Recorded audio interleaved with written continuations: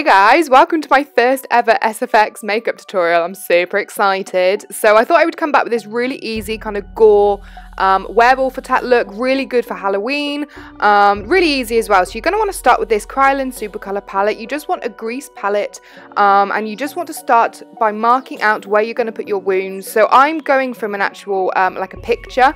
It's always really good to work from a picture. It really helps kind of keep you focused because it can always end up getting a bit messy because you just love the gore. So here I am just kind of marking out where I'm going to put some kind of bit of bruising, bit of blood, just kind of give a bit of depth to the wound. Okay, and then we're going to go in with 3rd degree, which is a silicone moulding compound. This is what we're going to be using to create my wounds. So you just mix equal parts of A and B, and then I'm just going to start mapping out where I want my claw marks to be. So I'm just kind of putting it on. You've got a couple of minutes playtime with this product, so don't kind of rush it, you're all good. So here I'm just mapping out where I want it, and then it kind of starts to set. So about a minute in, you then want to start kind of blending edges, which you'll see me do in a second. So yeah, you just layer it on, just kind of have a play. It takes a little while to get used to it, but it's really not that hard a product to kind of play with. So here I am just kind of blending the edges, just use a spatula. And then kind of 30 seconds, when it starts to get quite tacky, as you can see, I'm just drawing in with the kind of sharp end of the spatula. And you just scrape out the center, and that's how you get the kind of middle of the wound to kind of create the depth. So here I am just kind of making the final scratch mark that I want to do. I'm blending the edges, and then again you just use the sharp end of the spatula, scrape right through the middle, and that gives you your scratch mark.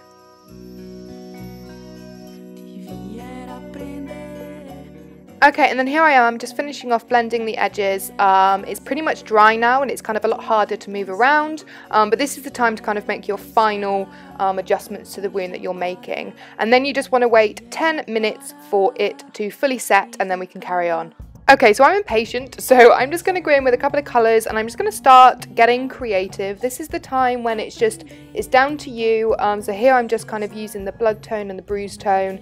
I'm giving depth to kind of the outside of my lips, and then I'm going in again. I'm just kind of waiting for that to dry because it's not dry yet, and I'm just going to apply some mascara really messily, really splodgy, just because you wouldn't if you were actually attacked by a werewolf.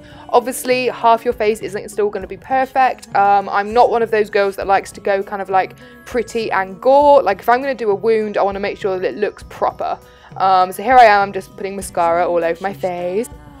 Okay, and then you want to go in with the translucent powder to set the silicone, just to take the shine off. I'm using Ben 9 Neutral Set. You can use anything that you have. I particularly love this powder. It's great for kind of using prosthetics and silicone and things. So I'm just using a big powder brush, one that you don't mind getting ruined, and yeah, just kind of setting it all with powder. And then I'm going in with a black grease again. I love this palette for creating wounds. It's brilliant. And I'm just kind of putting this in the inside of the wound where I kind of scraped out the silicone, because you want to make sure there's lots of depth. It is the kind of the trick with wounds. So now I'm kind of going in with some more bruise tone. It's really kind of, this is the creative bit, it's down to you.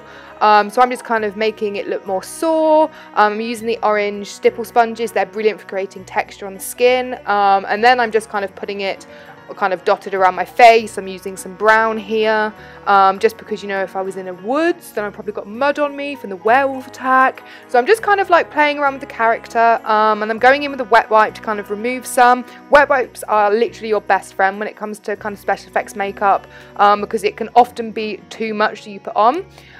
Okay, so then I'm going in with Fresh Scab from Ben 9. It's a really great product to kind of begin wounds, and I'm just putting it on a palette and using a cotton bud. I'm just kind of dotting it around inside the wound, just building up. I'm using lots of different bloods in this look, because it's really going to kind of help you create that really gory effect. So I'm just kind of filling it all in here. Okay, and then going in with Gloopy Thick and Dark. It's a really great blood, and again I'm just kind of going over. I put Fresh Scab. It's just, they're all kind of different layers of bloods, kind of different colours, different textures, so it kind of just helps to build the look up. You can see it starting to kind of come together now. So again, just kind of putting it in, and then I'm going in with a runny blood. I use Bloody Real always. It's the dark blood from the Maekup. I never know how to say it. And then yeah, just kind of swiping blood all over the place, and again use your hands, like get creative with it. You know, if you were actually attacked, you'd be touching your face, obviously you'd be worried, so you'd have like smudge marks and all that kind of stuff. You just want to get it kind of running all over your face. And then yeah, going in with another brush, just kind of creating the final effects. Dance break! And then yeah, kind of smudging it down my neck. I would put blood on a costume if I was actually doing this for Halloween. And then again, just kind of finishing off with some extra little layers, some more details. Here I'm putting Vaseline around my eyes to kind of look like I've been crying, and then using a water spray and just kind of spritzing my face just to give, you know, another texture, another dimension to the look. And yeah, so then I'm putting a bit more blood. So yeah, this is pretty much the final look, guys. Just finishing off with some extra blood, getting into full character mode. And this is why I'm a makeup artist and not an actress, because I'm bloody awful. But yes, I really hope you enjoyed, guys. Please give me a thumbs up if you liked it, and I'll see you all very soon. Bye!